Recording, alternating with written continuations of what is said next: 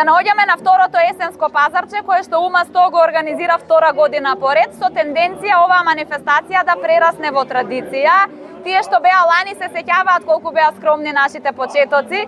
Годинава имаме малку посериозна организација и побогата програма, како во смисло на културно-забавна програма, така и според бројот на изложувачи кои што ги гледате на штандовите.